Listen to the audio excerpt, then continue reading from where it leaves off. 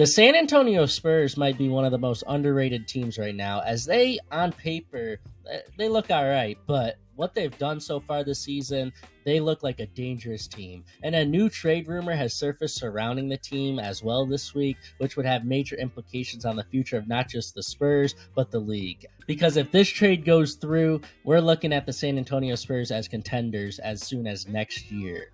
We have so much to discuss this week outside of the Spurs, as this is the weekly recap on my channel called In Case You Missed It that drops every Monday at 3. Let's get into it.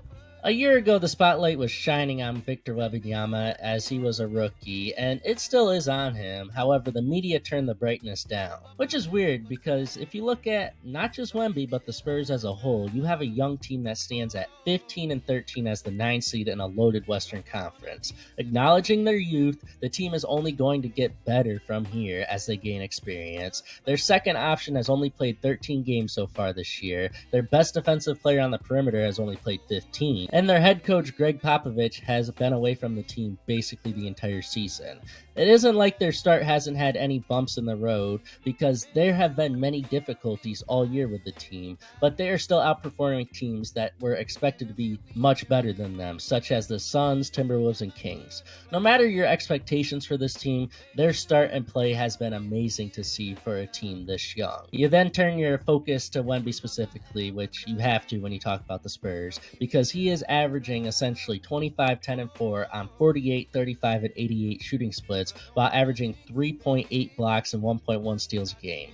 He is playing himself into the All-Star game right now, as he is at worst the 5th best frontcourt player in the West, which is crazy considering we were talking about him being one of the most disappointing players to start the season in November. He is going off and living up to the hype he had last season, and he is clearly proving why he will be one of the best two-way forces in the league for many years to come. The young supporting cast has been dealing with injuries, as we mentioned, but looking at their respective seasons so far, if they figure out health, they are perfect complements to Wemby. I mean, Devin Vassell has dealt with injuries all year, so we haven't seen his full capabilities on display yet, but he is providing the Spurs with 16 points a game on 48% shooting from the field and an amazing 41% from 3. Jeremy Sohan, the perfect forward next to Wemby, has shown his defensive versatility that we all known, but in his 15 games this year, his points, rebounds, and field goal percentage have all spiked up a significant amount. Stephon Castle finds himself as a favorite for Rookie of the Year. Keldon Johnson and Julian Champagnie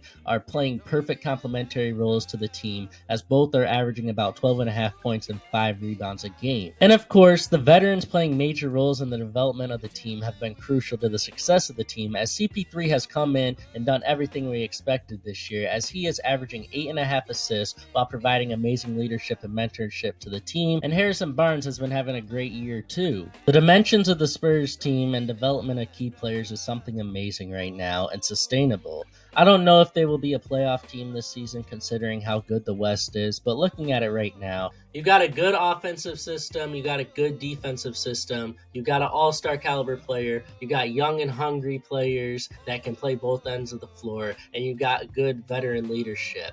What is there about the Spurs that doesn't scream, okay, they could be a good playoff team right now?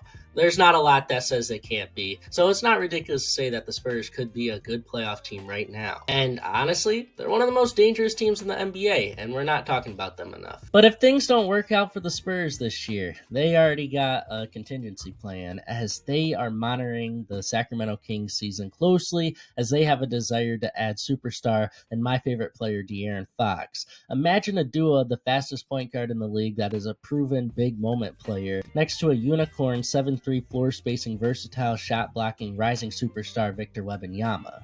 The Spurs are prepared to go all in for Fox, as they know this pairing would be one of the best duos in the league, and the Spurs have the assets to land him.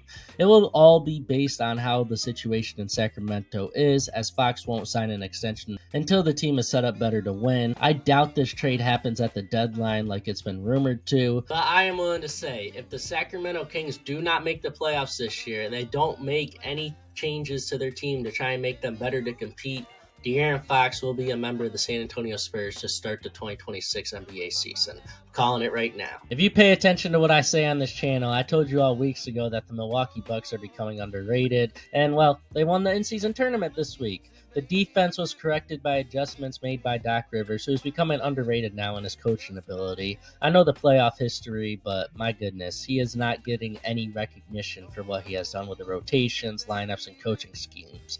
Please give him the respect he deserves, and yeah, pay attention to the Bucks, as I told you. Speaking of great coaching, let's look at Orlando real quick, because Jalen Suggs is now out along with Paolo and Franz, yet they are still competitive. They run amazing schemes on defense. I mean, a week ago, they ran a specific scheme on the Bucks that focused on limiting Giannis as a playmaker, which is similar to the Celtics game plan. They almost beat the Bucks in that game, as Giannis had only 1 assist. A player averaging 6 assists a game had 1. And that's just an example of their schemes. I mean, these schemes are working out on defense nightly. They just have to figure out the offense with their stars out. Now, to end their week, there was a real positive to their team's offense as they hosted the Heat, and were getting beat up the entire game by them until Cole Anthony played hands down his best game of the year to lead them to a 25-point comeback win, as Anthony posted 35 points, 8 rebounds, and 9 assists. If they get a consistent source of offense to go along with this team's top-level defense, the team will get that much scarier. Speaking of scary teams, the Grizzlies continue to dominate the league, but one thing that worries me is their size, and the lack of it proved to be major against the Lakers as AD went off for 40 and 16. It showed us again what they need to correct before they can jump from contenders to favorites. I can't not talk about three-point shooting this week, as it was a big storyline of the week. Personally, I am irritated by the volume of 3 shot in games, and the irritation only grew this week as Boston and Chicago combined to shoot 108 threes in a game this week. Then the Mavericks-Warriors game broke the NBA record in makes in a game that was set not too long ago. And then the thing that has driven me the craziest all season only increased this week as LaMelo Ball and Brandon Miller are combining to shoot 24 threes a game together.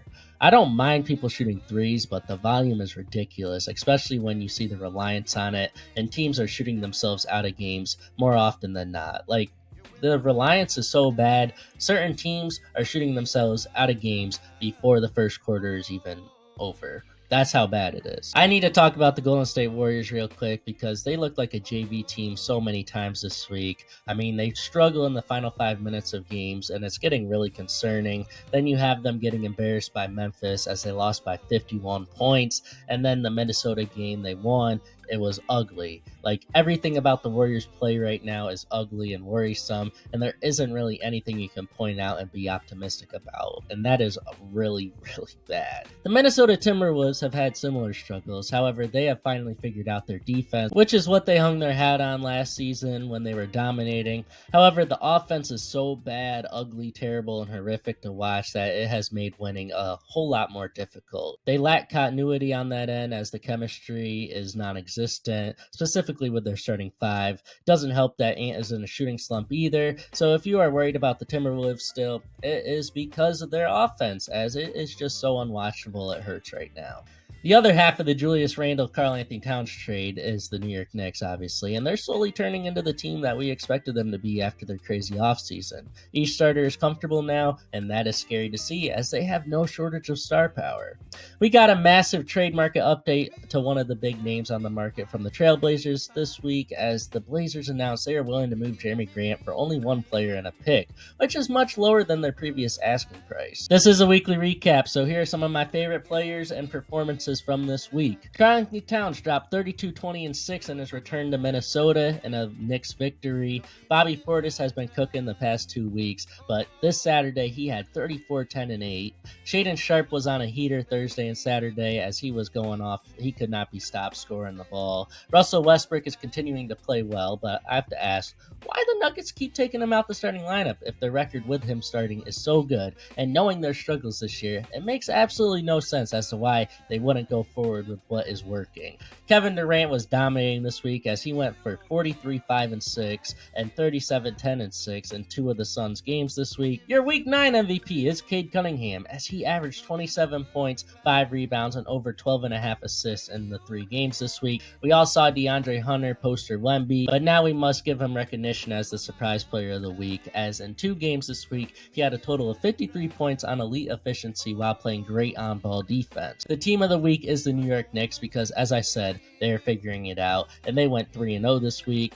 And the worst team of the week is the Miami Heat, who went 0-3 and had a crazy meltdown to end their week, and that game was just a disaster. If you want to watch last week's episode, in case you missed it, you can click on the video with Jimmy Butler in the thumbnail. I personally think the best Jimmy Butler trade is one we're not talking about, so if you're interested in what that trade would be, click on that video.